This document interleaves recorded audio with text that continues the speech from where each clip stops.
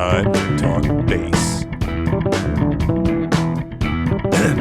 Oh, I'm sorry. It's time to talk about the bass.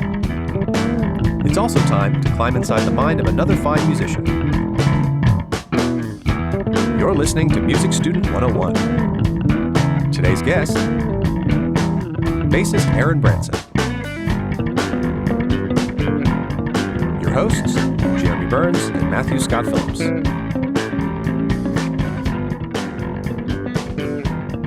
All right, so I have some crazy news. What's that? We are recording and releasing this episode in July of 2017, which means this is our 1-year anniversary. Wow, really? The introductory episode was released on July 17th of 2016. I can't believe it's been a year. I can't either. We've covered a lot of ground. Yes, we have. 25th episode is... And we're really just getting started. There's so much more to talk about. I know. But we have plenty to talk about today. You know why? Why is that? I think at some point we might have mentioned that we're both bass players, Matt. We are both bass players. In fact, we mentioned that just about every episode. We do mention it in just about every episode. And of course, we enjoy it so we had to even make our own bass crazy intro music for this episode. But that features yet a third bassist. And that would be Birmingham's own Aaron Branson. Yay! Hello. Welcome, Aaron. Thank you. It is great to have you here, man. And I think most of our listening audience saw this coming a mile away. Today, we are talking about the bass.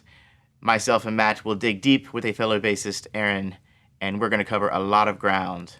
But first, let's talk a little bit about this intro music. So what you guys heard was I decided, in true Spinal Tap fashion, I wanted to have a bass trio. You don't get to hear those very often. No.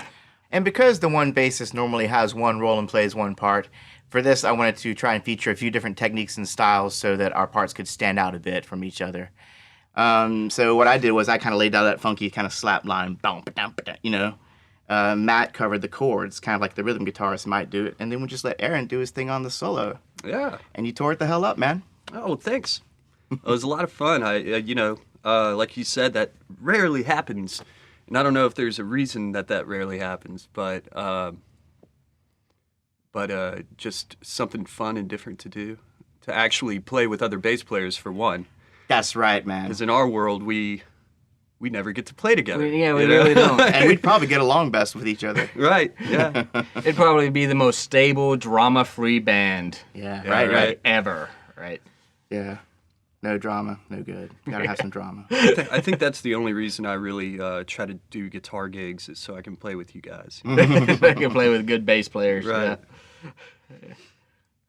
Yeah, the reason I chose you, Aaron, is because I've been following you throughout the years. Myself and Matt were in the same school system as you went through, the UAB music department.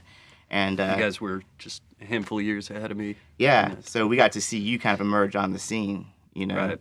and come a very long way today. And we'll talk a little bit about what you're doing. But let me just say, I've seen you perform, and you are a bassist's bassist. Nice. That's maybe the best compliment I've had all day. Thank you. And the day is young. Right? So let me just ask you a few questions. We're just going to start asking you some questions here. You ready? Right, cool, man, yeah. To just light into it. Where are you musically right now, in terms of the projects you've been involved in and some of the things you've done? Well, I had my original band for a while, and I was pretty proud of that. We never really did too much with it. It was a kind of an artsy, instrumental, fusion, riffy, whatever, all over the place kind of band. And Original? Original, yeah. It was mostly my compositions, a few collaborations in there, but I never really set out to to really make it big with that or anything. But I'm proud of making myself do like an album's worth of material, even though it never really turned into an album, or and we did some cool shows. We opened for Snarky Puppy. That was really cool. Mm-hmm. Nice. And I once upon a time had Mike League's phone number, and he had mine, and that was really cool. And other than that, I've just done all the regular stuff. I've played with lots of cover bands that have been successful for cover bands. Plenty of weddings and corporate events and just all the working musician things that you may tend to take for granted, but for someone who's just starting out, they may look at that and say, well, that's really cool. Absolutely. You're making a living. You're playing the bass for money, and that's cool. And I've played for a few cool artists over the years. I played for Matthew Mayfield for a while, and that was a lot of fun. Yeah. And then, of course, most recently, been working with the Black Jacket Symphony for quite some time, and we've done a lot with that. We're playing our first arena shows this year. Really? So that'll be a milestone for me. I'll be playing my first arena shows in just a few months. Well, I've not played an arena show yet. Yeah, me either. I was going to say I can't imagine. Yeah, it's gonna be surreal. It's gonna be a lot of fun. What's it going to feel like when your bass is rattling out amongst the arena? Right? Yeah, I don't know. It's gonna feel really good. You have to tell us about that. Yeah. I'll be more than willing to talk all about it, I'm sure. And this is with the Black Jacket Symphony. We should Yeah, tell them yeah. who they are, because we actually did an episode on playing with cover bands, but the Black Jacket Symphony is really so much more than that, isn't it? I mean, how would you describe what the Black Jacket Symphony is? What do they like to call it? The symphony for our generation. Oh, okay. Wow. Fascinating. What I always said, you wouldn't go see the Alabama Symphony Orchestra play and play someone else's music and call them a cover band, right? Interesting point. I think there's a certain implication that we sort of rise above personally. Not that there's anything wrong with cover bands. No, of course not. Playing cover bands all the time. and I think We've all made there's money. In that way. But I do think it's I dare not say a step above that, but a step aside from that. Well, it's sort of a different thing. You guys have light show. And you learn it note per note. It's like a kind of tribute. It's more of a tribute. Yeah, maybe? it's like in between a cover and a tribute, right? Like a tribute band, like you sort of think of that, and it connotes a bunch of guys dressing the part, and they're not recreating. They're recreating the show, not the album. So our focus is not so much on the look and all that, and how they did it live. Our focus is on doing it the way we want to do it, but staying true to the original recording, right? So what we do is we'll take an iconic album and play it note for note, sound for sound. So we'll do Dark Side of the Moon front to back, and we'll have all the little dialogues and all the little bells and whistles that you hear on the album that even the original bands never did live. Yeah. So we're trying to recreate studio magic in a live setting. And that's what sets us apart. And that's what I think makes us so cool. And there's really an art to that that's pretty nuts. And it's sort of like pulling a rabbit out of the hat. There's a lot of sleight of hand involved, and there's a lot of trickery and creative. You have to really get creative. How the hell are we going to recreate this song? What they did in the studio. And go so far as to like put the John Bonham's natural delay when they recorded in some cathedral. We try to recreate that delay that they had. All kinds of in-depth, nerdy stuff. That's a lot of fun. I like the analogy to a symphony orchestra that you wouldn't call a cover band. Right. Because it's funny that goes past so many people because it's in the name. Right, yeah. Right, yeah, it's a Black Jacket Symphony, yeah. But, you don't think of a symphony orchestra as a cover band, because what you think of them as doing is keeping a musical tradition alive. Exactly.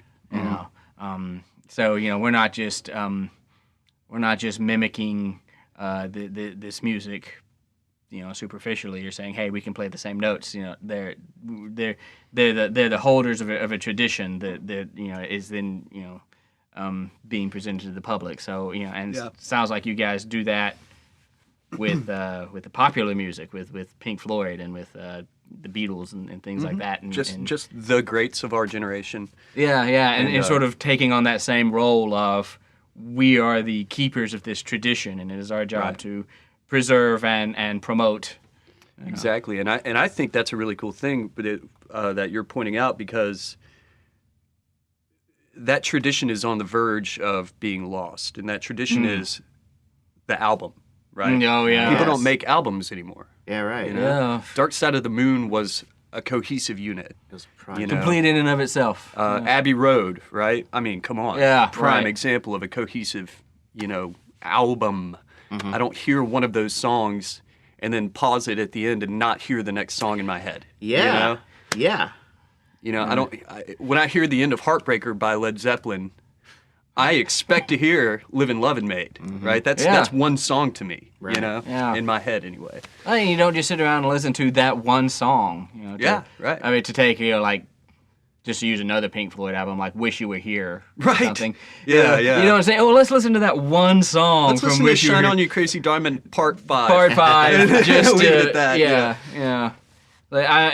I'm in the mood for Welcome to the Machine. No, you listen to the whole. You listen to the whole thing, right? It's a piece of art in and of itself. Right. Yeah. That's something So that definitely has. that's a tradition that's being lost, and I'm proud to be involved with something that's trying to keep it alive, and Absolutely. it's pretty cool. Yeah. And like you said, it's all the lights and video and smoke and all that stuff. It's people like that too. It's a lot of fun. It's fun. It's big production. So are these with the people that you're trying to keep alive in the Black Jacket Symphony? We were talking about Pink Floyd and Led Zeppelin. Are these your influences? Were these the people that inspired you to be a musician? Man, absolutely. Oh, nice. It started with just what was popular, rock music that was popular when I was a kid. So and it was a great time to get into music, because that was the Nirvana grunge, Pearl Jam, Right. Seattle. We all that- remember all well. that good stuff. Yeah, and Jeremy knew me then,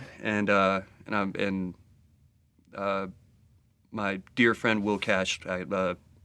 I don't know how much we want to get into the whole history and bore We should people mention about. Will Cash because he's just a great fellow, man. Yeah, and he's just one of my best friends, and very much responsible for my just being a musician and being a well-rounded and passionate one at that. But where was I going with that? Influences, kind of. Influences, yeah. So I first got into wanting to be a musician because of the stuff that was going on then. It's a really cool time in rock music. But then what inspired me to really dig in and really put in the work and be good was that all the classic greats. So Yeah. Led Zeppelin was huge for me. Huge. John Yeah. Paul Jones to this day. He's if you put a gun to my head, I'd probably say he's my favorite bass player. Well, he's so much more than a bass player. He's That's true. Yeah. And he has he's an artist. He's not just thinking about just his bass part when he plays his bass part, right? He's thinking about the whole thing that's happening, and you can tell that in what he decides to play. And Mainly locking in with Bonham, Yeah. right? Yeah, and he knows how to make the right choices, in my opinion. He knows when to overplay. He knows when the space is there for him to take it up. He knows when to be musical. He knows when to be melodic. He knows when to be funky. And when that's to so just much be in the of pocket. what it is to be a bass player, isn't it? Is to learn how to make good choices. Yeah. A lot of people tend to think of the bass as easier to play than the guitar. I've always felt like mechanically maybe that's true. But not for me with my small hands. Yeah, I got I big, think long, it's skinny true. fingers. So, To an extent. yeah, but artistically, Right. there's Well, a lot of it's- challenge in the bass. I think, because obviously we've come across that over the years. I think it's easier to pick up the bass, Yeah, it's easier but it's to. just as big a challenge as anything else to be great at it and to know what your role is and how to, make musical decisions and Easy execute to them. do, difficult to master. Right. Being a bassist as opposed to someone who happens to play the bass. Right, yeah, being a bassist. Or those guitar players that think they can pick up a bass. Yeah, and I play guitar, so naturally I can play the Yeah. bass. I have those 4 strings too. Right. Exactly. You mean I only have to play one of them? Well, this should be easy. Well, let's talk about this. Let's talk about your path as a bassist. Did you find the bass, or did the bass find you? Oh man, I hate it because the bass found me. Uh-huh. And I really always thought the bass was really cool, but it really came down to when Will Cash and I were trying to start bands when we were kids, and we ended up at one point not having a bass player, and I think everyone knows how this goes. Yeah, when somebody has to draw the short straw. Jeremy and I are both nodding up, sagely, and and pick up the instrument that you and your group of friends are missing when you're kids, right? Uh-huh. Like that. I've heard that story so many times. But so I was the lesser guitar player. So admittedly, Will was. He was better than me. He'd been playing longer and so I was like, well, I like the bass anyway, and I really did look at it as an opportunity, honestly. Mm-hmm. Paul McCartney had the same scenario. Yeah. Paul He McCartney. said, well, John and George were better guitarists than me. Right. And look what he did with the bass. No kidding. Yeah. Tied for first, by the way. Definitely. So have you dabbed in any styles like slap bass or popping, or experimented with the upright? I've gotten into all that stuff at some point. I honestly thought I was going to be a slap guy. Really? I had a phase in late high school where I started actually getting pretty damn good at it, and I even went so far as to try to innovate my own techniques and approaches and do all this stuff with it, and then turns out it's not insanely practical. Yeah. It doesn't come up much, but I'm certainly glad that I have the skill. Yeah, that's a skill I don't really have much as a bass player, actually. I mean, at this point, I don't care to listen to Victor Wooten play for more than a few minutes. Mm-hmm. It just sounds slap bass to me kind of has this weird stigma almost. Secretly, I love it, and I think it's really cool. But I do also appreciate that it has its place. Yeah. And that's usually when people say, take a solo, and everyone stops, and you're like, now's the time where I can slap. Yeah. But I haven't practiced enough slapping because I don't have the opportunity to play it often enough, so crap. It's, And I actually do really enjoy tapping. I've got some fun stuff I like to do with that. Oh, yeah. It only ever comes out at sound check when I just want to annoy my band members. Because when else do you do this tapping? Honestly? Yeah. I Doesn't mean, really happen very I'm not often. going to do it at home. Yeah, they're not going to sit around, right? Sit around tapping. And for those of you who aren't specifically bassists, most of you know what these techniques are. Slapping being using your thumbs, percussive. Right, yeah. I almost like the kick of the kick drum, using your pulling up, popping with your finger. When students want to learn slap, I tell them to imagine they're a drum set. Mm-hmm. And the pop is the snare, and the thump is the kick and whatnot. And the tapping technique is you're actually using force, kind of like a hammer-on, but you're attacking the string on the fret with your left hand, and you can be doing that with your right hand too. You're not actually plucking the string. You're picking Right, the string. yeah. You're tapping a fret with your right hand, and also tapping a fret with your left hand to create, and tapping it with enough force will sound that note. It's half of a hammer-on. I think that's pretty. Right. So there's slapping and tapping. Anything else you'd particularly dig? There's not a whole lot of specific. I mean, those are the ones, right? I mean, and then finger style and pick. I play with a pick relatively often. Nothing wrong with that. I mean, I mostly play with my fingers, and I prefer playing with my fingers, and I'm better with my fingers. But sometimes you want that tone.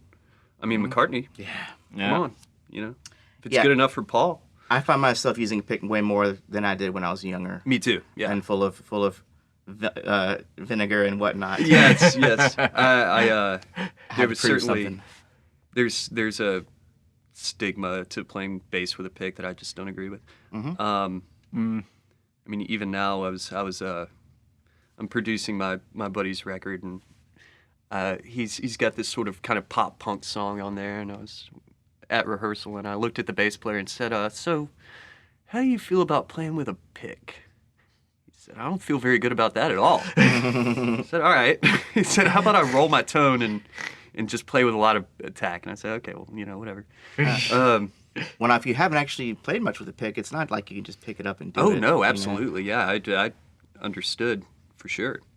And if you're skeptical, try it out. There's definitely a different tone it delivers. The pick has more of a growling, cutting, bright kind of tone, where the fingering style has more of a bassy kind of low end to it. But either way, there's a time and a place for the pick. Yeah, yeah. I mean, I only do it when it's like, oh, this is the thing to do, And especially when I'm trying to recreate note for note, sound for sound stuff. Then when it's very, very obviously a pick being played, then I try to do that. Mm-hmm. Yeah, and I mean, there are some Metallica songs that just try playing those with your fingers. Just try. Yeah, like, I mean, some of that kind of stuff that gets so fast that Well, and there's some stuff, like I said, that where there are fast passages that are easier with my fingers just because of how they lay out on the strings. Right. So if it's like multiple notes, I'm better at playing with my fingers. But if Yeah. it's just like, drilling one note really fast, then I can probably get a little faster with a pick. As far as your style is concerned, do you have a particular genre or style that you prefer or stick to? If someone says, "What is your bass playing like?" Yeah. Obviously, it's a combination of all the things you've learned, right? Yeah. It's really hard to say what to put a genre to it for sure. It attempts to be well-rounded. Mm-hmm. Like that's always been a goal of mine is to really at least strive for an understanding of multiple styles and genres, right? And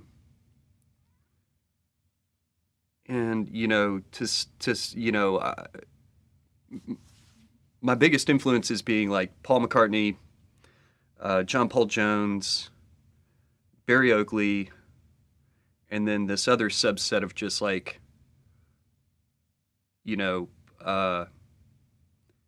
all the great guys who did Southern rock, or like Southern blues rock, Uh-huh.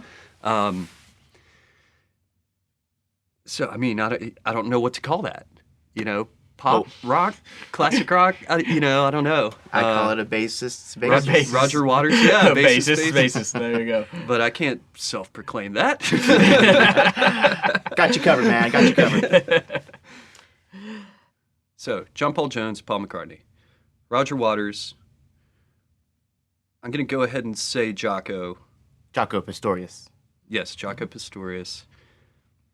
He's not so much an influence on my style. Well, he is, but I don't claim to have that strength. Yeah. I guess it's hard to say. Like Sometimes with people like him, it's not so much that he's an influence; it's more like, man, I wish I could play like that. right, yeah, Or what he yeah. brought to the genre. Yeah.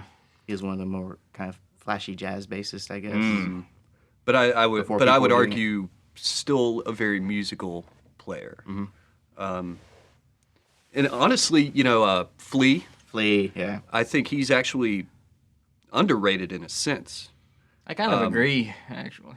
I've even talked to bass players that say he's overrated, which tells me he's underrated because I feel like they're missing out on a lot of what he's actually doing. Like when he's not slapping and popping, he comes up with really, really wonderful bass lines. Some of my favorite bass work. I like to cite Soul to Squeeze. I was just thinking about that in my head, actually. Amazing bass line. Yeah. Throughout, and then he like I could have lied. for the last double chorus, he's developing these themes and variations, and it's just so well crafted. It's incredible. So if you're a bass player and you're up and coming, and you want to know something about how really good bass is crafted in a song, definitely check out Soul to Squeeze by the Chili Peppers. Mike League from Snarky Puppy. Tell me about Mike League. His compositions are great. His playing is great. And it's really impressive to me the way he goes about things, because he could easily compose his music to showcase flashy bass playing, but he doesn't. Everything he plays is musical and it's appropriate and it's in the pocket and it's perfectly there to serve the song or the composition. And I think that's so important. You know, we could talk about that all day. It's you know, like we said earlier about making good decisions. What you do should always serve the song.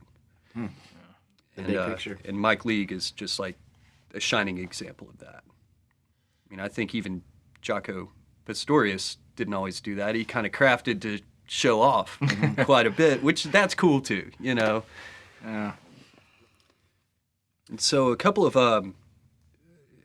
and there are always going to be unsung heroes as well. Yeah. Right? So and we all run into these gems that we really get into.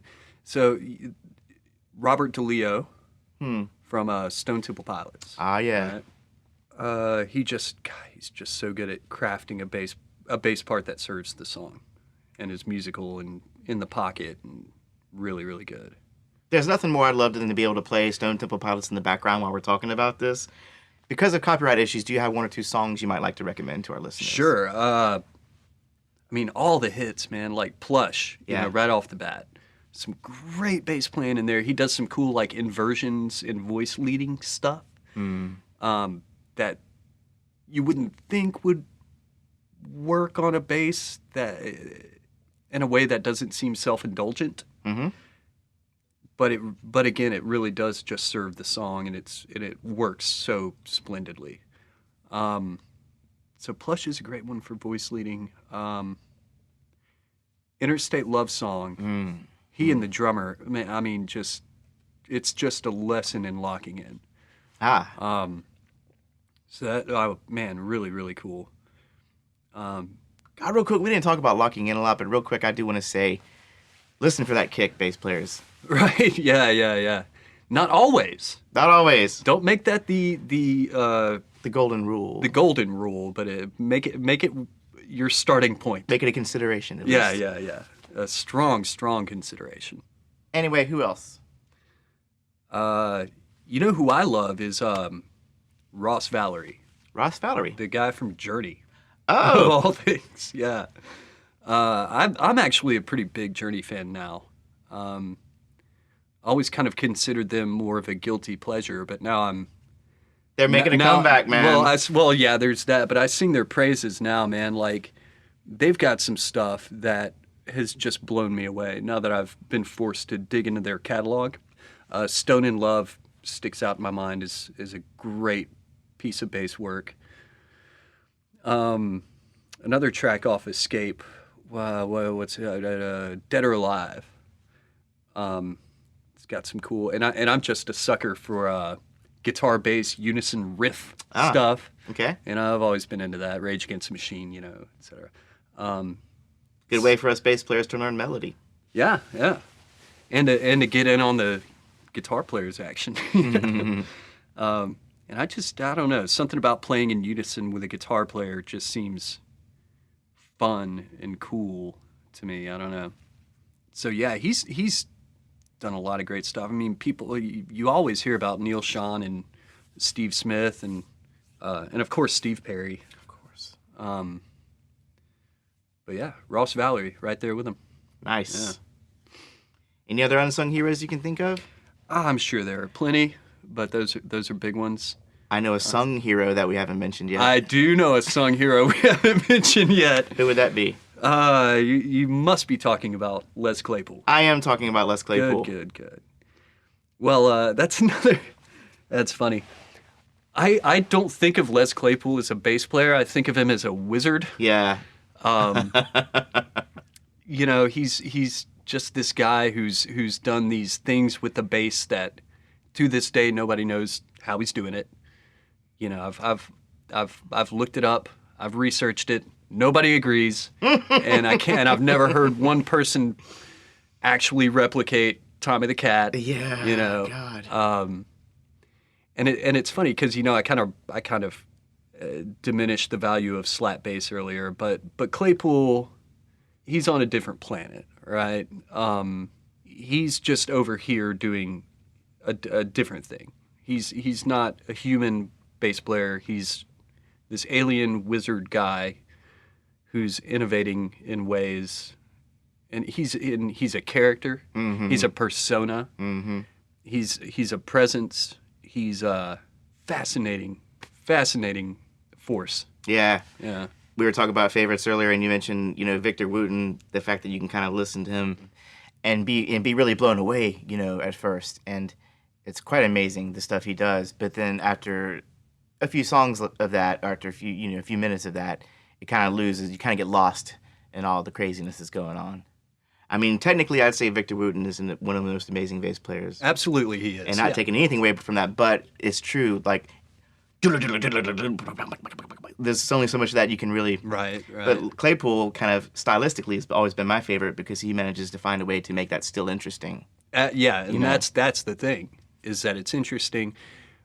And part of that is that it's not just his technique. He puts a character to it, right? And I don't mean character like he's a character. I mean, there is character to his playing. Like a signature sound. Yeah. I mean, and of course his singing and songwriting and compositional skills. I mean, it's all there, and it's all very, very, very cool to me. Mm-hmm.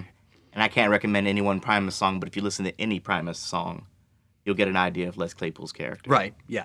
And it won't sound like got a anything voice. else that is out there. Exactly. Or that has been out there. Mm-hmm. Or will ever be out there. Probably not, yeah. Yeah. Okay, let's move on, shall we? So were you self-taught as a bassist? Did you have instructors? I mean, I took guitar lessons when I was a kid, and then in college, because I went to music school. You can't do that. You may have had the same bass instructor we did.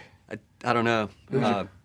My teacher in college was Abe Becker. Abe Becker. Oh, yeah. we know Abe. Abe went to John Carroll, the same high school that I went to. Oh, He was a couple really? I years didn't know you behind guys me. went to high school together. And he was a badass way back then. Still is. He's actually done some work with Black Jacket Symphony when I can't be there as well. Me and Matt had this guy named Cleve Eaton. He was this older jazz cat. He had played with Count Basie. Oh yeah, Some of the greats.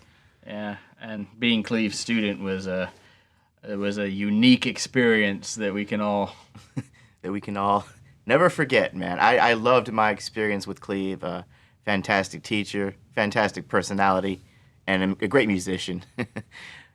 Now, knowing Abe and knowing Cleve, I'm going to go out on a limb and say Aaron wasn't yelled at nearly as much as you and I were yelled at. Probably not. Probably not. Half of my lesson time was waxing philosophical about the circle of fifths versus the circle of seconds for Something else just all versus- kinds of fun, far out stuff that Abe would get into. Abe might like this podcast. Abe might like this podcast. I think he'd like it very much. Yeah, we should do a shout out to Abe and say, listen to the podcast. We mentioned you, by the way. We mentioned you, so now you've got to listen to it. Right. That's great, man. How many bass players can we fit in this room? We didn't really talk about like your likes and dislikes. Some of the things that you liked from your instructors. Yeah, tell us what you liked about Abe as an instructor. No, I really enjoyed that. He just sort of had this approach of let's sit down and engage in real conversation about these things. Like let's be nerds together. And it was always just very very thought provoking. And then he would push me really hard too as well. So half the time was spent just sort of laid back, like letting me kind of sponge it up. And then the other half the time it was, being able to improvise rhythm changes in all 12 keys. Or, just something nuts like that, So every other week I would have to learn a new jazz standard in all 12 keys or something crazy like that. Oh, man. Yeah. We only had to learn them in whatever key they were in the real book, right? Yeah. Because then we had. I mean, had to learn I'm several of them between exaggerating. It lessons. was, I'm exaggerating it. That only happened a few times, but when it happened, it was work. It was pushed me, it was an experience, yeah. And I think that's great. I mean, because if you're gonna do that, then you have to access a different part of your brain that I think is very important, and that's theoretical analysis of what's going on. Sure. So yeah. you're not thinking A, C, G, D. You're thinking, Yeah. 6, 1, 5, 2, or whatever. Right. And And it's thinking like that enables you to play what you're playing in any key. Exactly. Because that becomes, yeah, applicable to any key. yeah. And I think that's so extremely important and should be obvious, because I mean, how much easier is that once you can think that way? How much easier than that is that than thinking, okay, now this note a minor third down, now this note a minor third down, now this, so Takes a lot of RAM. yeah. RAM.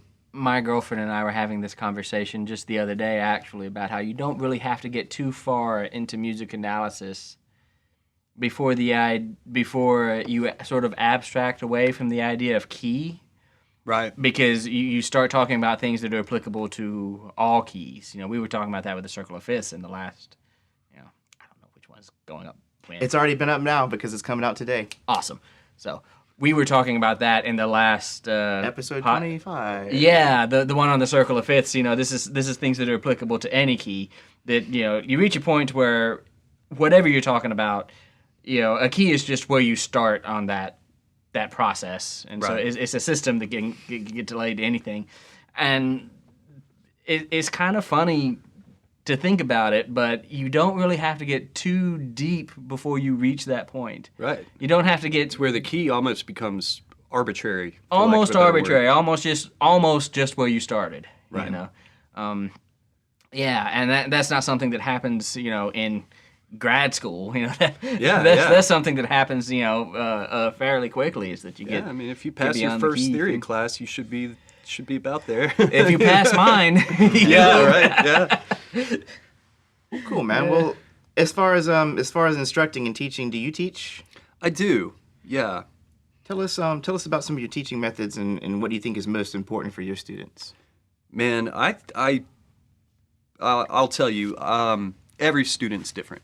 Yeah. So I try to approach every student like a human being and not just an instructional book or video that you can look up on the internet. It must be tailored towards the individual. Yeah, and it all depends on what they want to do. I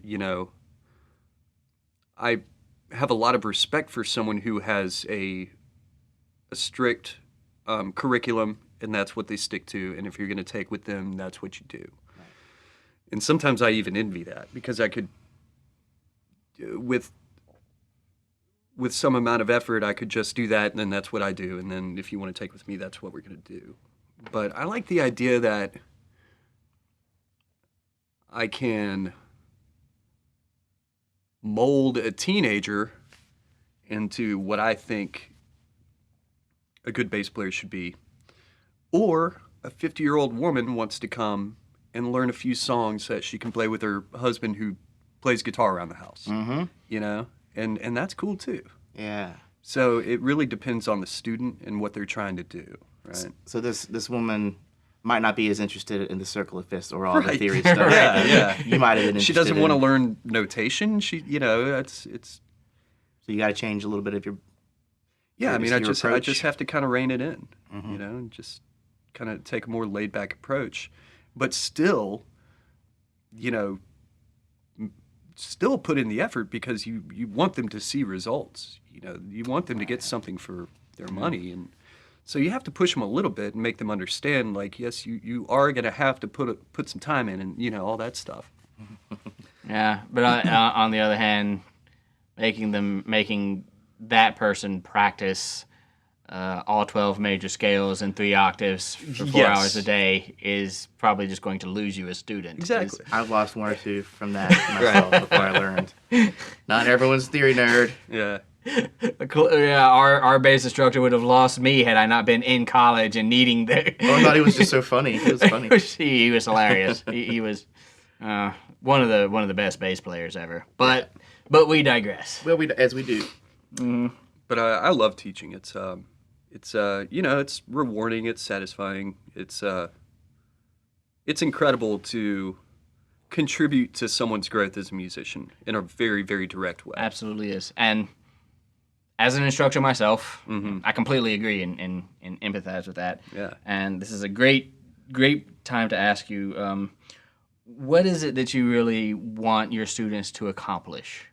You know, and every student is different. But let's say somebody who really doesn't know anything beyond the fact that he or she would like to be a bass player, and they come to you and say, "Well, teach me how to play bass." How do you feel like you get them to that point where they feel like they've done what they want to do with it? Really, I think just to achieve certain goals that I know I wanted to achieve, right? And things that I have the luxury of hindsight to know which of those things were really helpful in my career and my growth as a musician. So I just want them to achieve some of those things. A solid grasp on music theory, right?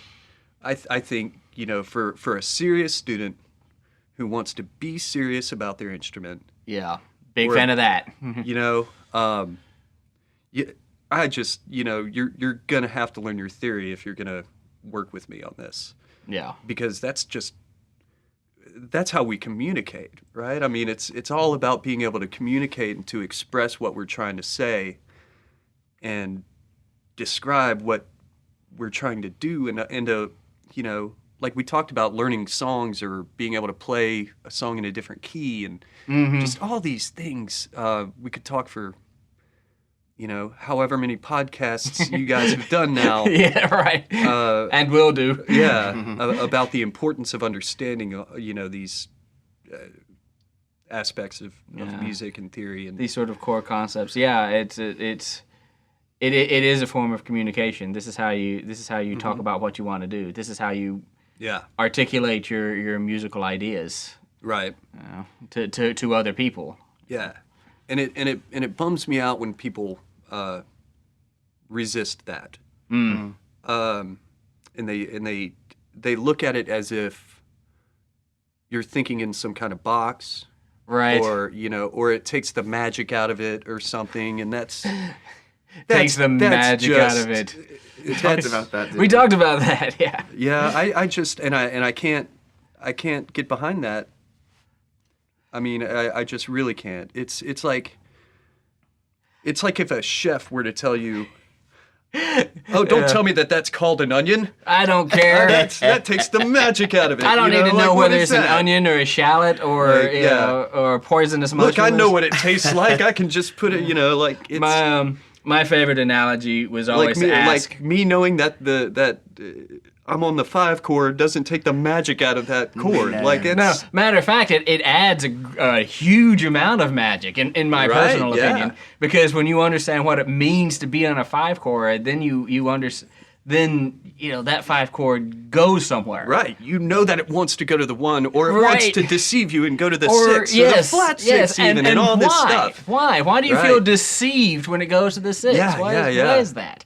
I think it's fascinating. To quote you, Matt, I think your goal as a teacher is to replace the magic with understanding, right? Yes. A level of understanding. I replace magic with understanding. See, and I always wanted understanding. That was the thing for me. Well, me too. Yeah, I think that's why I do that. And maybe that's why the magic was never lost, really, because understanding was just as satisfying as anything else. Because I love music, I always wanted to know how it works, how it ticks. Right. Why does this thing make me feel this way? I want to be able to see that. Absolutely. And know it and embrace it and apply it myself. And, And then maybe when you sit down to write songs or go on a stage to play songs, you can use that knowledge and make those people feel the way that you know. Yeah. They'll think it's magic. They'll think it's magic, right? Yeah. And also people have this misconception that all quote music theory is just a mechanical understanding or a set of rules. Yeah, or a set of rules, or it's just it's just a vernacular, and that's all it is. Yeah. But what it really is to me is an understanding of music, right? Yeah.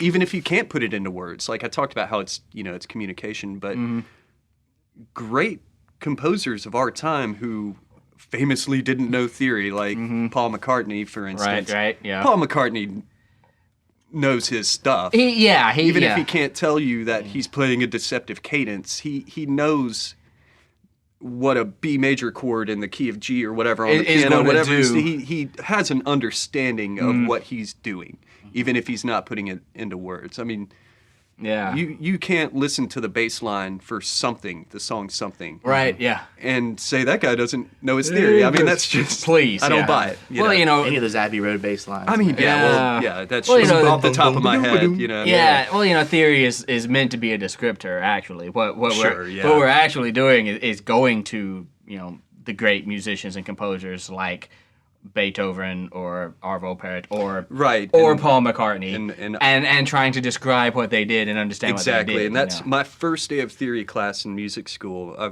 had a wonderful teacher. I hope she was there when you guys were, Dale Reynolds. Yes. Yeah. But, oh, man, my favorite teacher I've ever had ever.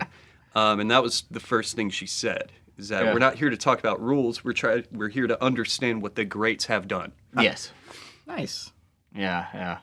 I have to get this analogy in. We can cut it if it's a non sequitur. But my favorite analogy was always, if you were having gallbladder surgery, do you want the surgeon that says, you know what, I don't really get into surgical theory, that's just a set of rules that I don't want to conform to, I'm a rule breaker. I'm a rebel. I do surgery by hand and by feel, and that's the way. By feel. Yeah.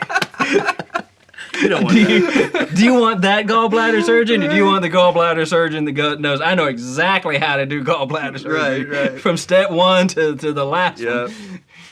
Well, on the subject of theory, actually, I got my next question for you is because a lot of our listeners aren't complete music nerds, such as us. Some of them are only half if music they made nerds? it this far, hopefully they're still with us. This far. But some of these people aren't reading music, but they want to know a little bit more about it. What are your thoughts on how important is it for someone to be able to read music? It can be not important at all. Because string players, guitarists and bassists, mandolins, banjos, whatever, they all have tablature. It's kind of a number system, right? Right. Well, I have a lot to say about tablature.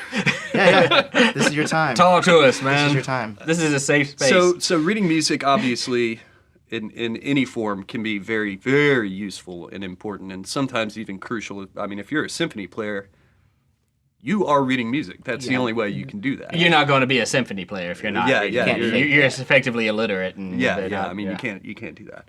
But if you're playing in rock bands and you've got a very, very good understanding of your instrument and have your own way to figure out what you're supposed to do, and nobody's saying you have to read this piece of music and that's what you have to do this gig.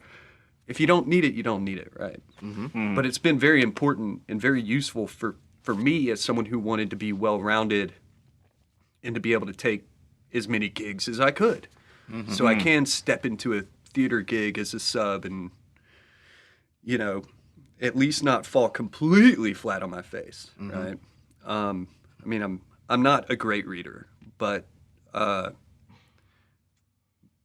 I'm okay at it, Enough to take it home. Certainly well enough to take it home. I mean, I Bring can decipher anything that's on a page pretty much. Right. I mean, aside from like whatever, Zappa's famously wacky stuff and stuff like that. Yeah. But yeah, within reason, I can decipher anything. Just give me a minute. Sight reading, I don't know. I can probably. For me, it would depend on what it is. Yeah, I mean, obviously, But I mean, if it's a whole bunch of eighth notes, I'm going to sight read it just fine. Yeah. But you start getting to a point where my sight reading starts. Ties in the next measure. I mean, enough like 16th note rests and stuff that like when I hear it, I'm like, oh, that's And, it makes perfect sense when you hear it. But enough of that, and it starts getting a little hairy for me. But I think it's very important if you want to be a well-rounded professional musician. To be able to read notation. Yes, notation specifically, and not tablature. Mm-hmm. Haven't maybe I can't read tablature as good as I can notation. Same here. For example. Yeah, me too. Isn't that funny? It is funny. I think it's There's a very good reason for that. Oh, really? Oh yeah. Tell us. So when you're reading notation, that's actually a lot less information for your brain to take in than tablature. Ah, Right? yeah, okay. Okay, and think about it this way. It's telling you what to play, not how to play it. You're a good bass player, so you already know how to play it. You know that an E is on the 7th fret of your A string. Right. You don't need to be told that, right? So that's less information on the page for you to work out. Process it in its Right. flat instant. And think about this. What is notation? It's an XY axis, right? You've got time going one way, and you've got pitch going the other. Yeah. So you can visually work out what's going on a lot more easily. You can see that the pitch is going up by step. The contours. You can see the contours, and Yeah. you can follow it in time from left to right. And if you've been keeping up with your ear training, you are particularly good at this because this is what we're trying to teach you how to do. And so, and you do it, and you start to recognize shapes, right? So, and it's called, I think it's called bunching. It's like, so when you read words on a page, you're not reading every letter, right? Yeah, you're you read the first and the shapes. last, and then you see. Yeah, You know, yeah. Filling you're in. looking at a shape that is the word, and that's all, and that's it. So if you look at like a major scale on a staff, you kind of recognize that immediately, right? Yeah. Yeah, and and you recognize thirds, you recognize fourths and fifths. You know, line to line to line, space to space to space. Those are thirds, right? you can sort of recognize a riff, if you're looking Yeah. at it in notation, you sort of see a. And so it's a like the pattern difference between reading our end result written language of English versus reading phonetically written words. How much harder is it for you to read phonetically written words than it is Yeah, I can't words? do it. Yeah, I can't either. Not a full sentence. Yeah. I couldn't read a full So sentence. that's the difference between sheet music and tablature. That's fascinating. I've So never really thought about writing it that something way. phonetically tells you how to say it, Yeah. but you don't need that because you've learned these words and how to say them. Right. Yeah. So you can just see the words. you and just need execute them. you just need the word. Yeah. That's a fascinating way to look at it. I've always sort of felt like tablature did not give you as much information. Because And that can be because of true the- too. It's the- harder to write rhythms in tablature and stuff like that. Dynamics. Yeah, Dynamics rhythms, and- dynamics, things like that. But I've never thought about it as sort of like you say, sort of focusing on information I don't really need because I know what E is and I know Yeah. what A is. But yeah, that's a fascinating way to look at it.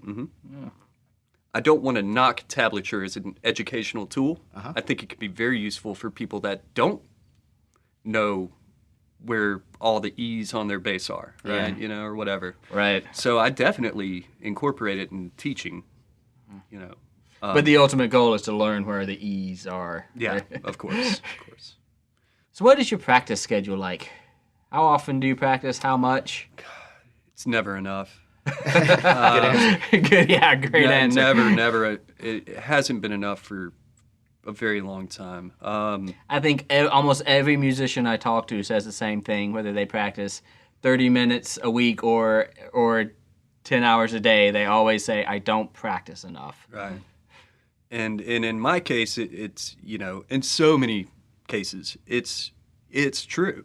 You and O'Teal once told me that's a good problem to have, because instead of practicing for practice sake, you're learning songs for gigs that are making you money. Yeah. Well, you're actually playing. You're applying. Right. Yeah. So your knowledge. I spend lots of time learning songs and various other things that are musically productive.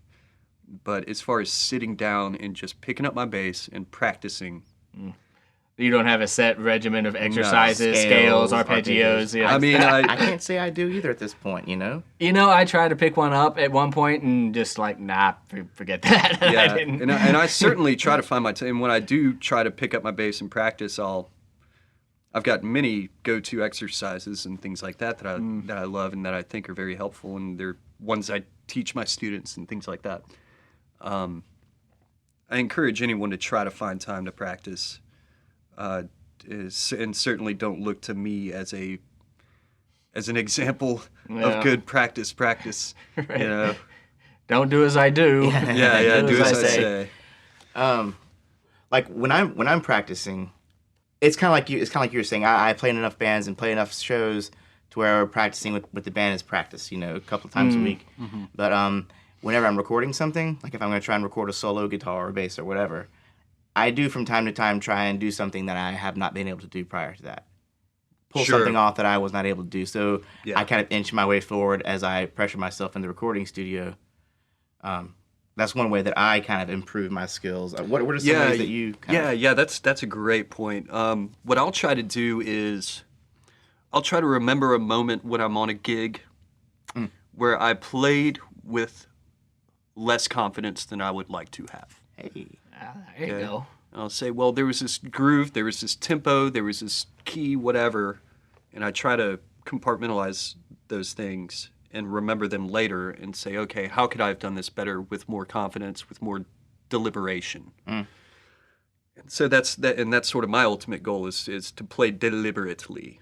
I think that's extremely important. Yeah. So often what I'll do is exactly that. I'll try to remember where I was struggling and say, okay, let's try to not let that happen again. I want to be able to nail that, you know, and often it's something where it's not like a part that I had trouble playing. It's like a part where I had a chance to kind of improvise a little bit and play cool bass stuff, you know, cool like funky staccato 16th notes, but for whatever reason it was just in a weird tempo for me or a weird key that didn't quite lay out with the open strings I like you know. So it's usually those types of things because... Any good tips for making those things work a little bit better? Stretching your hand out, keeping your fingers in shape. I can't really speak very much to that. I mean, I just do the things everybody else does. I stretch my fingers a little. Just Right. Yeah. you know, don't let yourself cramp up if you can help it. You know, if it hurts, you're doing something wrong. Like don't. Yeah. Right. This is not. Playing is not a no pain, no gain thing. Like, don't hurt yourself. Quite the opposite, actually. Yeah, yeah.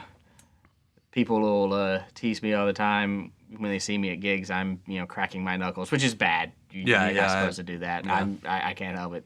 Shaking the stiffness out of my hands, a lot. And Squeezing your finger to get the calluses. Squeezing My Cleve Eaton, my bass instructor, kind of said the first day I walked in there, he said, "Let me see those hands, Holmes." I put my hands up. He said, "Mm-hmm." And he said, "You get yourself some matchbooks, wrap some paper towels around them so it doesn't hurt, and then put a matchbook in between each finger." So I'm sitting there with my hands spread wide open, matchbook spreading my fingers apart. I guess just to stretch my fingers. It was supposed to get you used to having your hand in that. Yeah. Wow. So that was one physical thing that I had to do to get to that point. Like that. Sometimes I'll, if I don't really get a chance to warm up, a trick Kevin Scott taught me is you can run your hands under warm water. And that'll kind of get your muscles in a good place to literally warms your hands up. Get the blood flowing. Yeah. That makes sense. I want to quote Flea again. Good. Actually, because you were talking about how it felt to be not entirely confident. When you're playing, you go back and you review these times. I know exactly what you're talking about. And Flea had this great quote. I can't remember if it was his or if he was quoting somebody else, but he said, "You play every note like it's your last note." And if I'm not confident, there's some notes that I'm not going to play like it's my last note. Right? Yeah. I want to be able to play every note like it's my last note. Oh, man, wouldn't that be great? Yeah. How to get there. All right. Now I'm thinking of the last note I played, and was that your last? And I'm asking myself, it's like what they ask you in church: if you died in a car wreck today, would you be proud of that bass track you laid down? Let's just try not to die. Yeah, until my next recording session or something. Or like the next thing I play that I think is great, I'm just gonna call it quits. Yeah, next time That's it. Next time I'm even 80% happy. It's like, all right, I can die now. Time to go back to school. So, are there any other exercises you might recommend? Some things you teach your students? So I do this thing where I randomly the long and short of it is I randomly pick a mode or scale, Okay. and I randomly pick notes within that scale. You'll typically have, 7 notes in a scale, so I'll randomly pick like usually 2 of those notes in the scale, and then I'll randomly raise or lower each of those notes, right? So I'll literally roll the dice. Okay, this is how you randomly select. Yeah, and it could be I could just pick them randomly too, which is sometimes I'll just do that with my students because I don't carry dice around with me. Oh, you can pick their random numbers, but they can't pick their own random numbers. Right, because they're right, going to put their own bias. Yeah, E minor, exactly. great scale to work with, right? Sure. And so typically I'll start in open position because a lot of students have, and even I to this day, may have a little more trouble with open position scales. I don't know why that is. I guess it's something about the open not being a fret anymore. Right, it's a pattern. You're not putting it all in one place under your fingers. Shapes don't mean as much. Yeah, it's not as shape oriented if it's an open position. And a lot of the times you may end up with no open notes anyway, because there's no E, A, D, and G naturals, whatever. And so you start with the lowest note you have available with what you end up with. So you may end up with Lydian with a lowered second and a raised sixth, something like that. And you figure out what the notes are in that scale, and you play it, starting in open position and really get comfortable there. And then, of course, you apply it to the whole fretboard if you want, because that's what you do, right? When you learn your scales and modes and whatever, you try to be able to do it up and down the neck.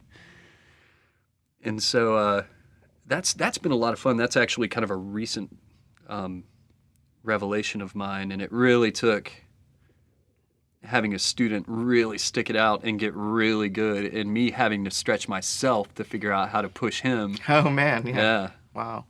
So, but you know what they say, you just have to stay one lesson ahead of your student, right? Right. Ideally, at the least.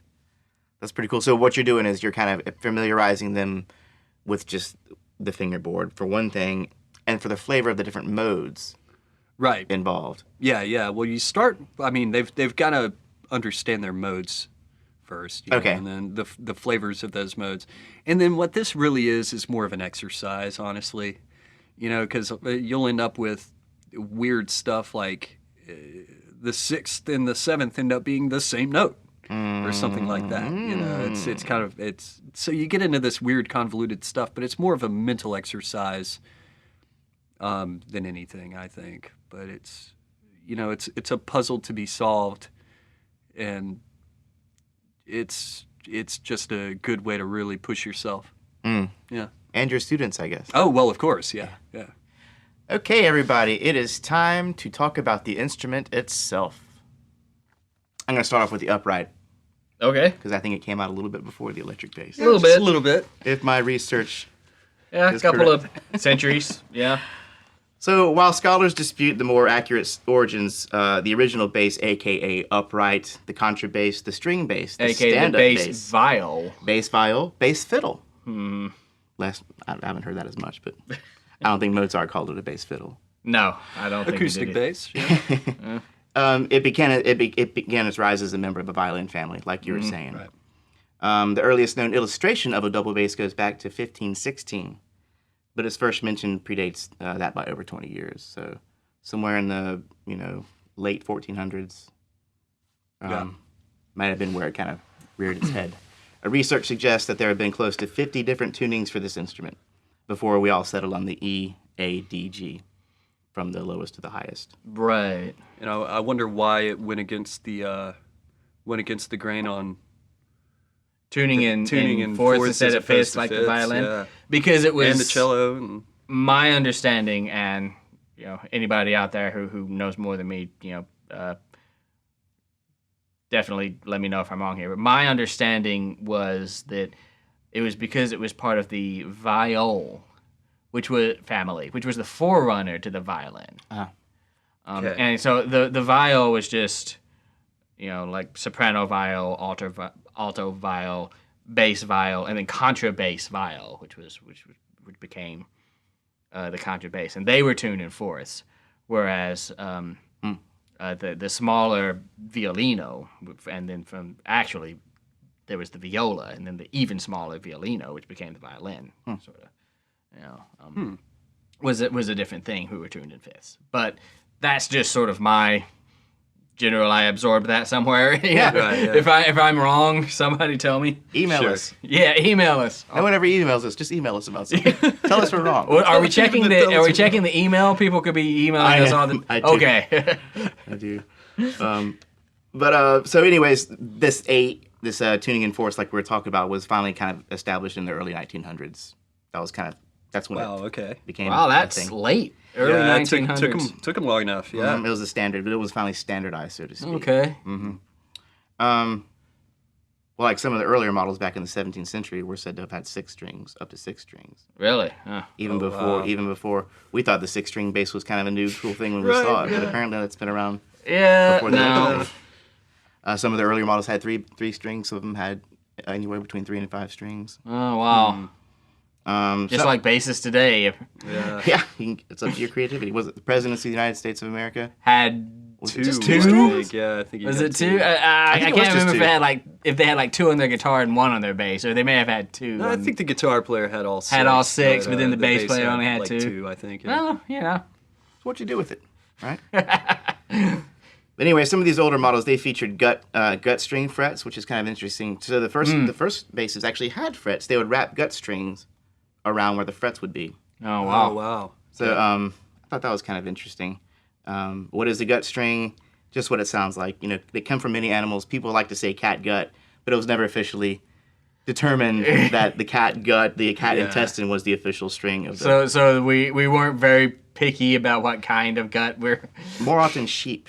All right, yeah. Of course, now if you get gut strings, they're synthetic.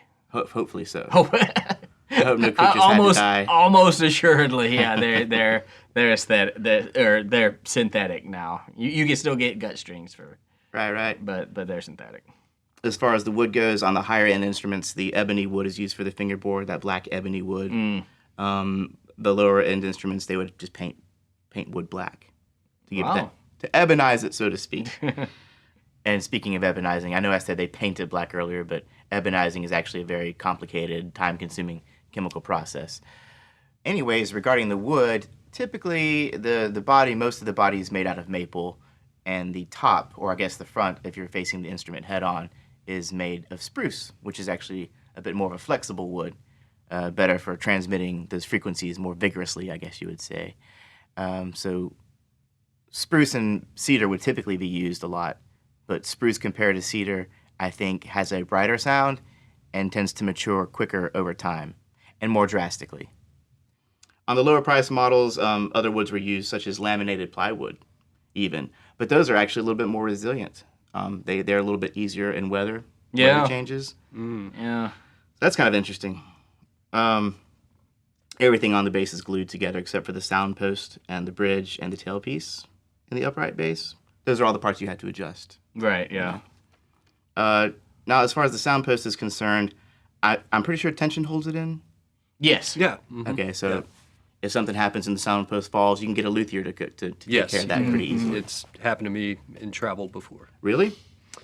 Yeah. I was in a situation where I had to actually check my upright bass. Uh-huh. Oh. And which I knew was just Bad. asking for. So sure enough, yeah, got home and had to get Oh. Oh, the when kind people at Homewood Music to put my bridge back. when you got home after the show. Yeah. That's. What would you have done otherwise? Would you have been able to do that yourself? No. Yeah, wow. No, I am not a luthier. No. That's pretty horrifying. The only other thing is that compared to other instruments in the violin family who have peg boxes for tuning, where the tuning knobs are, the bass actually uses gear and head tuning knobs. Whereas the other instruments of that family tend to use literally pegs for their peg boxes as tuning knobs, which rely on tension. Yeah. Tension and friction kind of hold this thing in. I wonder why the bass changed. I think it's just a matter of the amount of tension, maybe. Yeah. goes So that's into just it. too much. It's Yeah, it just may have not- just been necessity. Yeah. Yeah. Enough times people, damn thing popped out again. I know even my cello, which is half the size of those instruments, it can take a lot of upper arm strength just to get those pegs to sit in there proper. So we all know, we know a little bit more about the electric bass than we do the upright.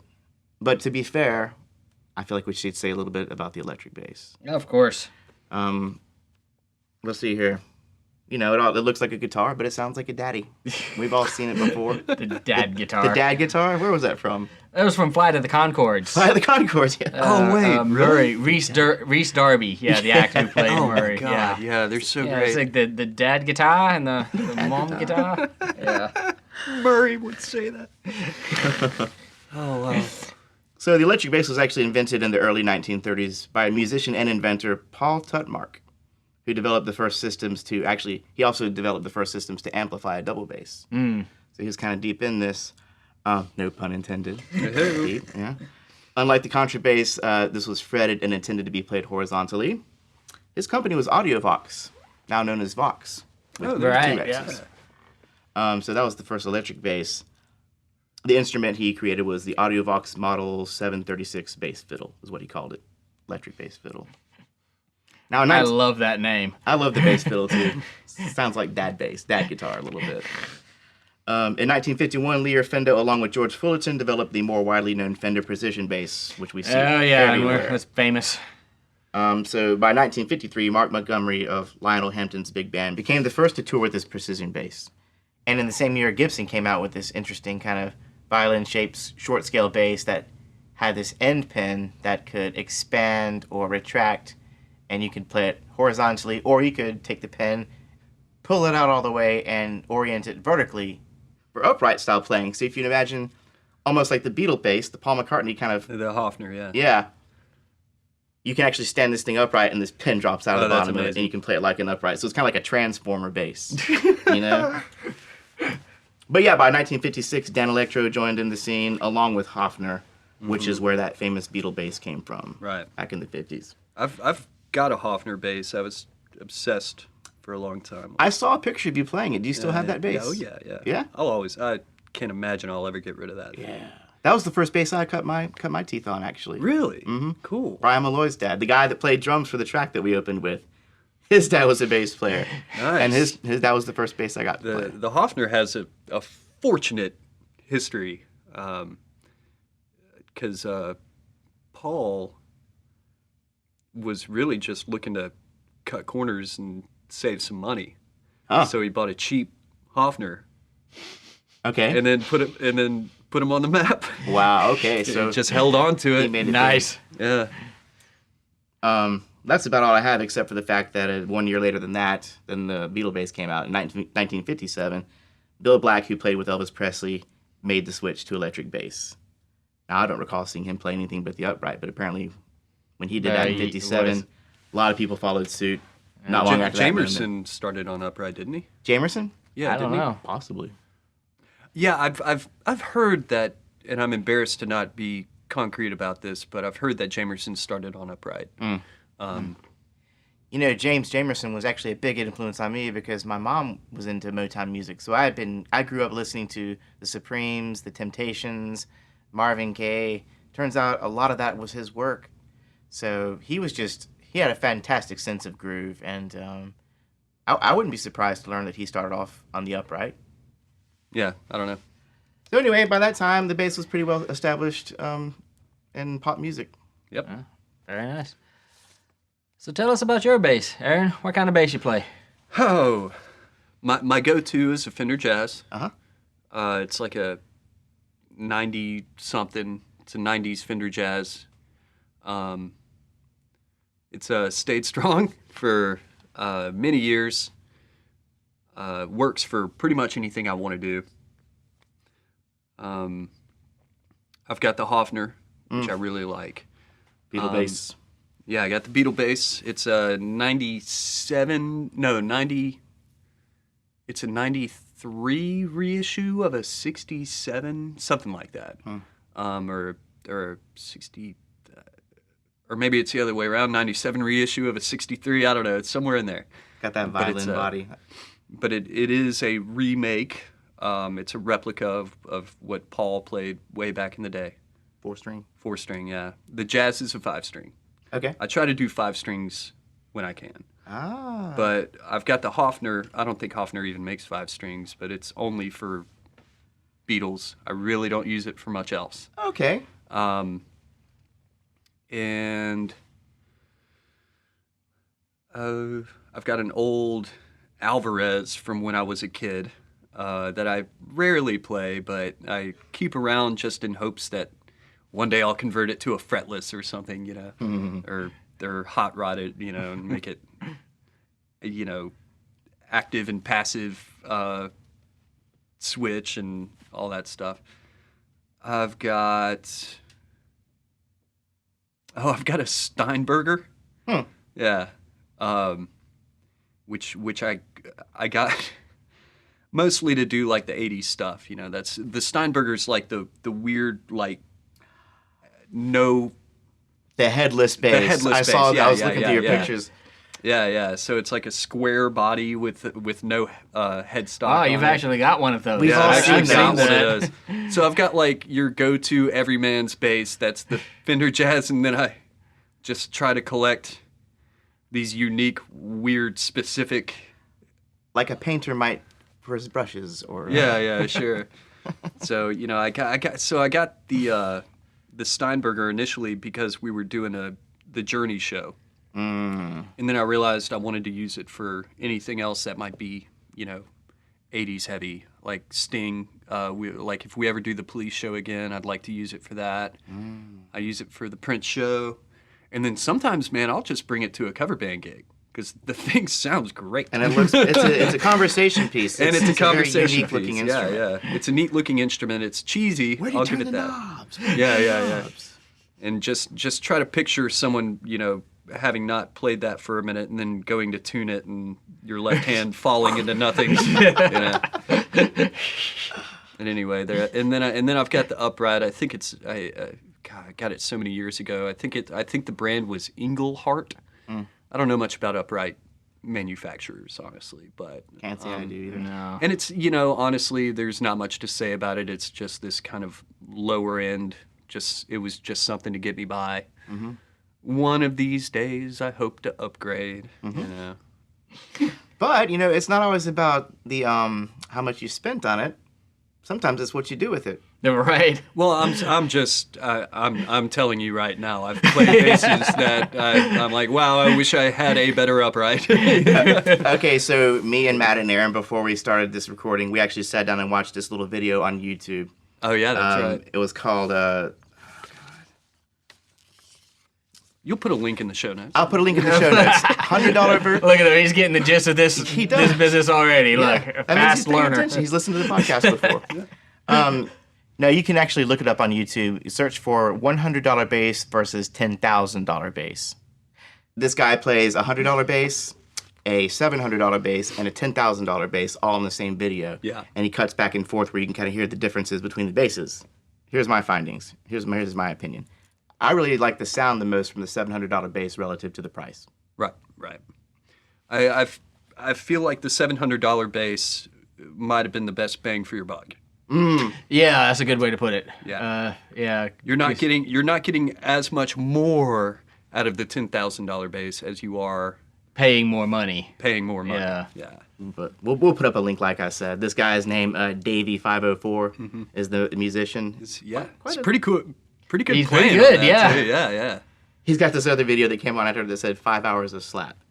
Yeah, we didn't watch that one. I didn't take the time to I check will it out. never watch that. But it was 5 hours. I checked out the video. And it showed up 5 hours in the thumbnail, him sitting there with the bass. Oh, wow. Some people do it, though, in Yeah. a night. But regardless, I think that's pretty well covered. Let's move on to some of the hardware. So, amps, then. Yeah, I'm an Ampeg guy these days. Ooh, me too. I was doing Hartkey for a long time, and I still really like Hartkey, and I have one as my backup. But I'm really into Ampeg, and I've gone through a few different heads. They're all fine. I try to do lightweight heads just because when I have to carry them around, which Yeah. I mean, The bass player always has such I mean, I guess the drummer has the most amount of crap. Right. But it's right. all like, probably Well, it pretty light. depends on the gig for me, because sometimes, man, I have so much. Oh God, we could do a whole episode on just my rig alone and all the stuff I use. But yeah, like Ampeg. As far as cabs go, I pretty much stick to the classic series. Right, yeah. I've got a 410 and I've got an 810. With wheels, I hope. Yeah, the 810's in a big old case with wheels, and the 410 has 2 little wheels on it and a little railing on the back, so you can tip it over and roll it along. Cool. Yeah, Ampeg, Hartkey, mostly Ampeg. I personally am kind of a naked bassist. I just plug right in for the most part, unless there needs to be some kind of fuzz or something. Yeah. And I'll tell you the reason why later. You probably all know this as bass players. But tell me, do you use any effects that you particularly like? I actually use a lot of effects. Now, when I say that, I don't want to mislead and say that like I'm always fuzzing and chorusing and trippy. getting nuts with it. But a lot of a lot of what I do will entail like a subtle thing from time to time. And I want to speak to that a little bit because you want to be careful about using effects on bass, right? Yeah. Because what I've noticed a lot is, trying to find a good fuzz sound or a good chorus tone or whatever can be really difficult because you'll lose a lot of your low end. Yes. Right. Yeah. Matt and I are both nodding. Yes.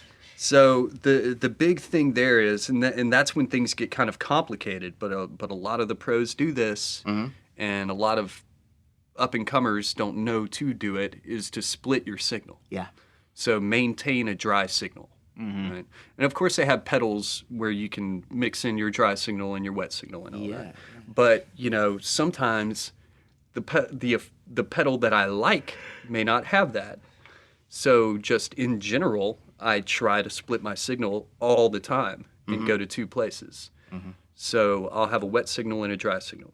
And so I can use any pedal I want and not have to worry about it. You know that dry signal's got the bass end covered. Right, the low right. end So covered. the dry signal will always be there, and whoever's mixing front of house will always be able to maintain that low end and not have to worry about it. Yes. So so front of house engineers love me, right? You don't want a busy front of house engineer. Yeah. You wanna want set it- yeah. It's as much as I can do on the front end, the better, right? And so there's that.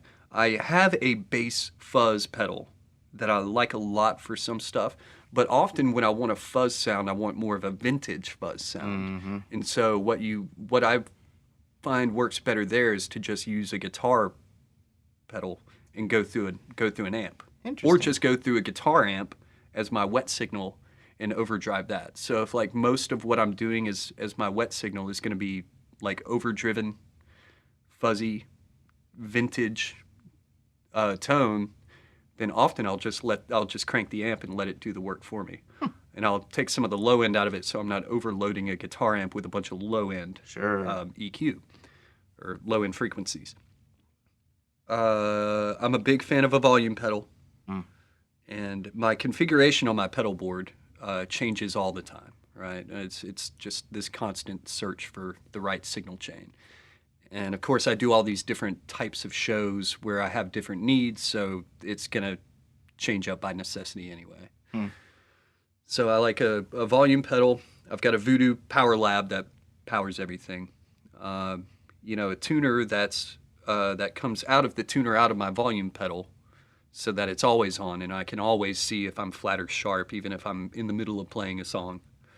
I do chorus a good bit, just a hair of chorus, usually for just to give it sort of that sheen, And anytime I'm doing 80s stuff, if I'm doing the Prince show or if I'm doing especially the Journey show or the Police, because those guys did a lot of, because everybody went chorus crazy in the 80s, right? So yeah. It's all over that production style. Delay.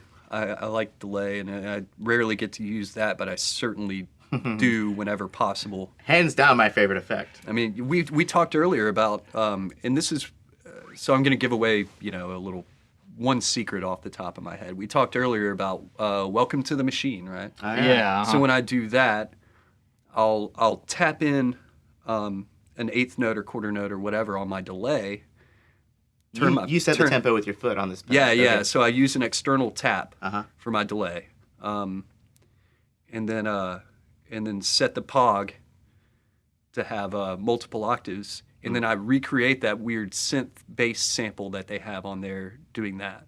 Okay. So it's really fun. Sometimes if you can get creative with it, you can add things that need to be there, and therefore you're more valuable than you are as just a guy playing Just bass. a guy playing bass, right? Sure. Yeah. Which is what I was for years. Yeah, which is what I tend to be. I tend to be just the guy playing Yeah, bass. yeah, which is cool. It's just I just kind of got really into the art of reproducing. yeah, sort of tone. reproducing tones and sounds. That's and things important like with the that. Black Jacket Symphony. Though. Exactly. Yeah, yeah. So it's been fun to just kind of be in that situation that forces me to sort of go out of my comfort zone. That is just me and my bass. Let's take a few moments to talk about instrument maintenance, like taking care of your instrument and some things that you do to. What do you do? Yeah, make some really bad mistakes that you regret And learn from. and learn from them. Okay. I left my Hofner bass in my car for one day Uh, during the Alabama summer heat, which is and that neck came Clean almost completely off of the body. no. Yeah, wow. It was tragic. Oh, wow. Yeah. So I don't had- do anything. So don't do that. Don't do that. Okay. I had in talking about the Alabama summer heat, I had a bass actually sweat once. Oh yeah. And it had only been in my car for a couple of hours, really, but I brought it in and it was in its case, and when I opened up the case, there was all this moisture pooled around the head of it where it had been sweating, and I got a rag, wiped it off, and more moisture was coming out of the wood, and I had to wipe it. Yeah. Wiped it down a couple of 3 times, and then once it cooled off, it was okay, I guess? Question mark. Okay. But So don't leave your bass anywhere that you wouldn't leave a 2-year-old. right, good, There's one. good plan. Yeah. Bass strings. I try to just get it set up every, at least every couple of years, just to not let it get too warped or to get too away from itself and it's where it should be. Just like a car, or you get regular checkups at the doctor. Yeah. Hopefully, and it's just sort of like that. Just make sure you're taking care of the thing. I mean, Yeah. and have a professional look at it from time to time to make sure nothing's going wonky. Exactly. Yeah. And I do that. I mean, I haven't, I guess, enough knowledge to do what I need to do, soldering and all that stuff. Yeah, But I still yeah. bring it to a guy who does it all the time. That's the guy I trust with my baby. Right. Strings cost a little more than guitar strings. Bass Yeah. strings do. Yeah. Are there ways that you preserve the life of your strings? Matt, you, anybody? I don't really get too into that. Yeah. And also lately, for the past couple of years, I've been doing a lot of flat wound strings. Flat wound, okay. Yeah. Almost a fretless sound for a fretted bass. Yeah, it's it's closer to like what an upright bass string would be like. It's and closer to that sound. And it I believe used to be the standard decades ago. And those strings seem to last forever. Yeah. Oh, yeah. So I haven't really had to worry about it for a couple of years. And with round wounds, I've heard about boiling Yeah. and all that stuff. Yeah. I've never tried it. Yeah. I've talked to people that say they've had success with it. It's almost, I don't know. I've never tried it either, and bass strings are a little more expensive, but I've never felt the need to do that other than more than I felt the need to just go buy another set of next time I'm in a guitar shop or something, it's like, well, let's just get a new set of strings. I don't think it's and if I'm in a position where I'm broke enough to where I can't justify new bass strings, and the ones I've got are just really, really ragged, I mean, I'll just play it for one more gig and then take my paycheck from that gig and get buy some new strings. It's pretty You know, important. I would rather play a gig with old strings than go through the whole process of taking the strings off my bass, boiling them, putting them back on. Yeah. If you can't afford a new set of bass strings, you've got problems beyond what your bass tone. Right. Yeah. is. Exactly. When I was a college kid and we were recording in the studio and I didn't have time, the studio had a kitchen. It was late at night, and my bass just sounded not that great, you know. So I decided to go ahead and boil my strings. They had a pot in the kitchen, and it was remarkable. It really sounded like a brand new set of strings. Wow. What happens is the heat expands and it pushes out all the crap and all the Sure. the I've dead heard- skin cells and stuff. I like have that. heard it works. So there are definitely people who swear by it. They're a little more brittle after the fact. You Yeah. don't want to boil a set of strings and then take it on the road. You know what I mean? Sure, They might snap or pop after that first boil. But when I was pretty young and hungry and it was required of me, I Like, did do I try. really want to spend another $30 on some more? But I thought, do I want to eat out of that pot? Should anyone eat out of that Do you pot wanna eat after out of I that boil pot? my It's strings? So, Wash the pot. worst case scenario. So I'm a composer myself, and I know you compose things as well. Oh, what is that like for you? What is the writing process for you? Man, there are so many ways that I approach writing and composing. A lot of the time, it starts with just a nugget of something cool I figured out to do with an instrument. Right. You know, like I think that's a kind of a common thing. You know. Yeah. Maybe some little practice technique or exercise that I worked on, or a lot of the time it's some sort of more of an abstract thing, like a musical concept that I'm really interested in. Yeah. Right. So, and then you run into like, well, you don't want to force things. Right. Yeah. So for me, I try to let concepts and techniques and things become part of my vocabulary, Right. and let them organically happen when I compose. Right. As opposed to taking this cool new concept and trying to force it into something. Yeah.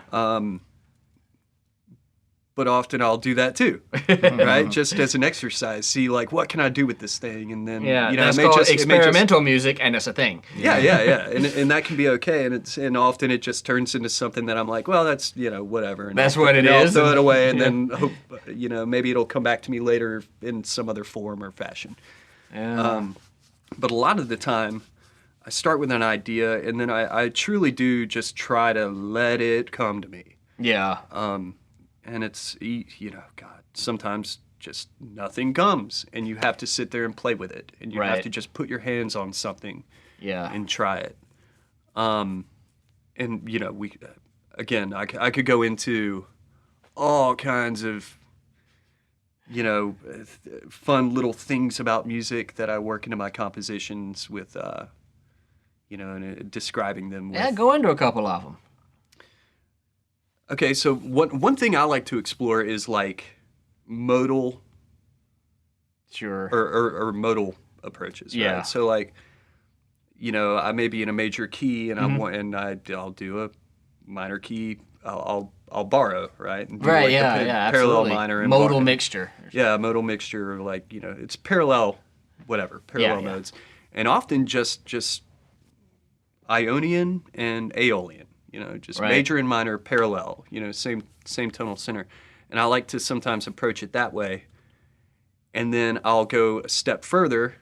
So if I've switched from C major to C minor, then I'll look at now what is the new major Right. relative to that. So now it's E flat Yeah. major. Now I may borrow from that. Right. Yeah. And so I like to explore harmonic possibilities. Sure. It's a big thing I like to do. Yeah. A lot of the techniques I like to use involve modal interplay. So relative and parallel modes. I don't know how much you guys have delved into that yet, but We have a little bit. yeah. But I really enjoy exploring the possibilities of harmonic function. Right. Yeah. Yeah. Which we So, have this- briefly touched on. And, What's the relative or parallel major or minor or Dorian or whatever. And how hard and how can we go to that and how yeah, can and we how utilize can we get there and what's the journey we're going on and how do I get back to where I want to go and a lot of things like that. And often it's just an approach of lead sheet style. You know? So I may write everything out for everybody in the band. You know, it may be a strict composition and every part is thought out exactly. Yeah. Or I may trust my players and I want a more loose approach and I want it to be more of an organic ensemble thing. So I'll just have a chord chart with a melody. Sure. You know? Yeah. So there are a lot of different ways I like to go about how the piece is going to go from my brain to the performance. Right. Yeah. There's always that. How much of a dictator am I? Question. You know. Or do I really care what the keys are doing? You know. Yeah. Or whatever. You know? It kind of depends on how well you know the musicians or how you trust them, right? Exactly. Yeah. Yeah, that has a lot to do with it. Or I'll say things like, you know, I'll give the drummer a chart, and maybe some of his parts are written out because that's exactly the part I want. Right, but then sometimes I'll say, you know, play fills via, you know, a la Lars Ulrich. You know, like I have a piece of music that I've written where I just want Metallica-esque feels here, but I'm not gonna write them. Like you're the drummer. You're the drummer. You do. Throw a blickum, blickum, blickum. Yeah. Blickum, blickum, blickum, blickum. Right. Yeah. That's pretty cool, man. Everyone has their own techniques, you know, their own approaches to composing. So I think we're gonna try and ask all of our guests those questions. Yeah, we should actually ask our listeners too. Send us what is composing like for you? How do you create music? Another great reason to email us. Another great reason to email. We're really coming down on you guys for not emailing us. You know, we feel so. I'll send you guys an email. Yeah, Aaron's gonna send us an email. Oh, that's awesome. So lonely. You're so lonely. Empty email box. Well, I think we've covered a lot, gentlemen. I think we've covered a This great has been deal. a lot of fun, man. This has been a fantastic discussion. It certainly exceeded my expectations Absolutely. as a Good. bassist and as a teacher, instructor. Yes, absolutely. And, you know, if you want to check out the Black Jacket Symphony, we will have links in our show notes. Absolutely. Cool, yeah. Absolutely. All right, so last question. Yeah. Second to last question. Second to last question. What wisdom / advice / parting thoughts would you like to impart to all of the aspiring bass players and aspiring musicians out there in the world? Yeah. You know, just the obvious stuff for working in any field. Be a team player. If you're working with me, don't be the loudest guy in the room. I mean, that works for a lot of people, and I hate that that's the case, truth, but yeah. it's the truth. That'll, Yeah. but it's going to annoy me to no end. You know, just be professional, be on time. You know, all that good stuff. Yeah. That seems so obvious, but please do it. You know, just please. Yeah. What is it? Half of any job is showing up. Right? Yeah. I like to mean, say the other you know, half is a good attitude. But and the other half is a good There's gotta be attitude. knowledge in there somewhere. You know, and for me, I don't know, like dress like you give a crap. Yeah. You know, I've got a hard no shorts, no sandals rule personally. I don't play in shorts at all. I don't. Yeah. I mean, it's fine for some people, like you know, Drum players. if what now? Drum players. Yeah, players, drummers. You can wear whatever you want if you're a drummer. Yeah. And make yourself valuable, right? Like, you know, if you can sing, let people know you can sing. You know, I've hated that I'm not a better singer because it just makes me less valuable. Yeah. You know, I know how to find parts really, really well, and I can help other people find their parts. So that's how I make myself. The same thing also applies, I would imagine, to, you know, if you can play a little guitar, you know, Sure, yeah. let people know you can play guitar. If you can Right. write music, let people. I mean, I know how to do horn charts and and string quartet parts, and I know how to arrange and transcribe and generate sheet music for people. So yeah. I've put a lot of effort into making myself valuable that way. Yeah, that'll make you some money. Take it from me. Right. I mean, it took me a long time to get there, but now I'm actually finally making money doing arrangements and charts and things like that, and it's really cool. It's my understanding you had a recent opportunity to put that to use. Yeah. With the Black Jacket Symphony Orchestra. Sure, yeah. I've been doing some of that stuff with them. There are a handful of people that do that. Because you get, I mean, maybe Superman could do all that work, but I recently contributed to some of the orchestral scoring for the Sgt. Pepper show that's coming up. That's what I'm talking about. Yeah. So that was a trip, and one of the biggest challenges I've had as an arranger, for sure. But really proud to have been one of the arrangers on that. And I've done a few other things. I've done various horn charts and string charts and stuff for the band, and vocal arrangements as well. I did a few vocal arrangements for the Queen show, which was pretty intense. That's gotta be intense. Yeah. So to toot my own horn a little bit, I did the vocal arrangement for Bohemian Rhapsody. Nice. Which was quite a feat. Yeah, man. So wow. I'm pretty proud of that. It's pretty cool.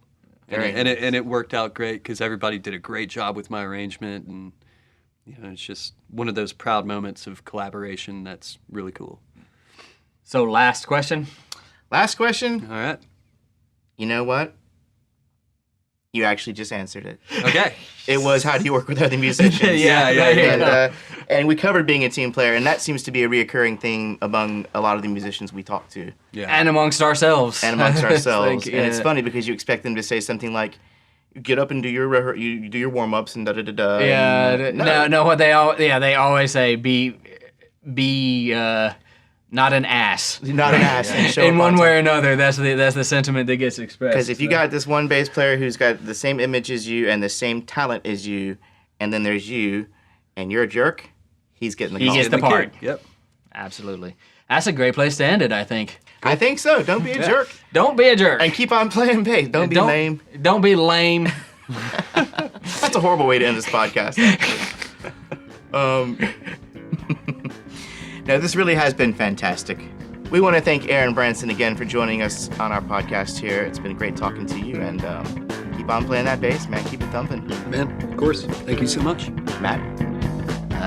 Thank you, Aaron, and stay tuned. More fun stuff coming up.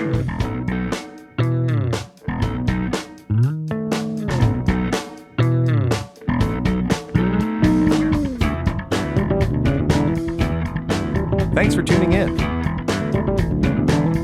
In fact, thanks for tuning. If there are any bassists or bass enthusiasts who would like to continue this discussion, you can look us up on social media or email us at info@musicstudent101.com.